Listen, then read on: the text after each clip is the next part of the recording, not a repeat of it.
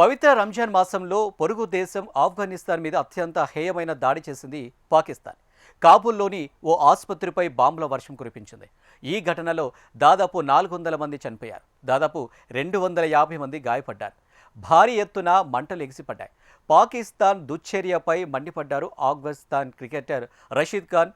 అమాయక ప్రజలు, విద్యా సంస్థలు, ఆసుపత్రులపై దాడి చేయడాన్ని క్షమించరాని నేరమని దుయ్యబట్టారు. అయితే తాము ఆఫ్ఘన్ సైనిక స్థావరాలు, ఉగ్రవాద మౌలిక సదుపాయాల లక్ష్యంగా తాము ఖచ్చితమైన దాడులు చేశామని పాకిస్తాన్ సమర్థించుకుంటుంది. పాకిస్తాన్, ఆఫ్ఘనిస్తాన్ దేశాల మధ్య గత కొద్ది రోజులుగా రెండు దేశాల మధ్య తీవ్ర ఉద్రిక్తతలు నెలకొన్న విషయం తెలిసిందే. ఇరు దేశాలు ఒకరిపై ఒకరు తీవ్ర దాడులు చేసుకుంటున్నారు. ఈ నేపథ్యంలోనే తాజాగా ఆఫ్ఘనిస్తాన్ రాజధాని కాబూల్లోని ఒమిద్ అడిక్షన్ ట్రీట్మెంట్ హాస్పిటల్ మీద వైమానిక దాడి జరిపింది పాకిస్తాన్. ఘటనా స్థలం పేలులతో మారుమోగిపోయింది. భారీ అగ్నికీలలు వ్యాపించాయి. పాక్ వైమానిక దళం జరిపిన ఈ దుశ్చర్యలో దాదాపు 400 మంది చనిపోయారు. మరో 250 మంది వరకు గాయపడ్డారు. వారిలో చాలా మంది పరిస్థితి విషమంగా ఉంది. ఆసుపత్రి పూర్తిగా దెబ్బతింది. శిథిలాల కింద ఉన్న మృతదేహాలను కూడా వెలికితీస్తున్నట్టు వెల్లడించారు అక్కడి అధికారులు. మంటలను అదుపు చేసేందుకు పెద్ద ఎత్తున రెస్క్యూ టీం తరలివచ్చింది. ఈ ఆసుపత్రిలో మాదక ద్రవ్యాలకు బానిసైన వారికి చికిత్స అందిస్తుంటారు. పవిత్ర రంజాన్ పండుగ ముందు చోటు చేసుకున్న ఈ ఘటన తీవ్ర విషాదాన్ని నింపింది. పాకిస్తాన్ తీరుపై ఆఫ్ఘనిస్తాన్ స్టార్ క్రికెటర్లు రషీద్ ఖాన్, మహమ్మద్ నబీ తీవ్రంగా మండిపడ్డారు. కాబూల్పై పాకిస్తాన్ జరిపిన వైమానిక దాడుల్లో అమాయక ప్రజలు చనిపోయారన్న వార్తలు తన మనసును కలిచివేసిందని రషీద్ ఖాన్ పాకిస్తాన్ తీరుపై ఆగ్రహం వ్యక్తం చేశారు. పౌరుల నివాసాలు, విద్యా సంస్థలు, ఆసుపత్రులపై ఉద్దేశపూర్వకంగా లేదంటే పొరపాటున అయినా సరే దాడులు జరిపితే అత్యంత హేయమైన నేరమే అవుతుందన్నారు. పాక్ ఆర్మీ పవిత్ర రంజాన్ మాసంలో ఇంతటి దారుణానికి ఒడిగట్టడం క్రూరత్వానికి పరాకాష్ట అని ఆగ్రహం వ్యక్తం చేశారు. ఈ క్లిష్ట సమయంలో నేను నా ఆఫ్ఘన్ ప్రజలకు అండగా ఉంటాను. జాతిగా ఒకే తాటిపై నడుస్తాం. మనం ఎల్లప్పుడూ ఒకరికి ఒకరం తోడుంటామని రషీద్ ఖాన్ భావోద్వేగానికి లోనయ్యారు. పాకిస్తాన్ దాడిలో ఎంతోమంది యువకులు చనిపోయారని ఆవేదన వ్యక్తం చేశారు మహమ్మద్ నబీ.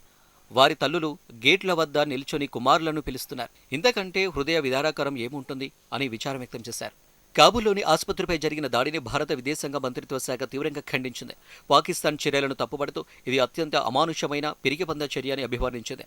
వైద్య సేవలు అందించే ఆసుపత్రిని సైనిక లక్ష్యంగా ఎంచుకోవడం ఏమాత్రం సమర్థించలేని విషయం.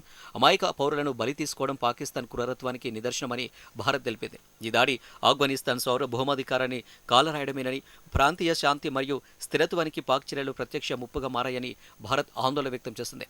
యుద్ధ క్షేత్రంతో సంబంధం లేని రోగులు, వైద్య సిబ్బందిపై బాంబుల వర్షం కురిపించడం అంతర్జాతీయ నిబంధనలను ఉల్లంఘించడమేనని విదేశాంగ శాఖ పేర్కొంది. ఒక మారణకాండను సైనిక చర్యగా చిత్రీకరించేందుకు పాకిస్తాన్ ప్రయత్నిస్తుందని, కానీ ఇది ముమ్మాటికి హేయమైన దురాక్రమణ అని భారత్ స్పష్టం చేసింది. పాకిస్తాన్ దుశ్చర్యని ఆఫ్ఘనిస్తాన్ తప్పుపట్టింది. ఆసుపత్రిపై దాడి చేసి అమాయక పౌరులను చంపడంపై ఆగ్రహం వ్యక్తం చేసింది. అయితే ఆసుపత్రి లక్ష్యంగా దాడులు చేశామంటూ తమపై ఆఫ్ఘన్ చేస్తున్న ఆరోపణలను పాకిస్తాన్ ఖండించింది.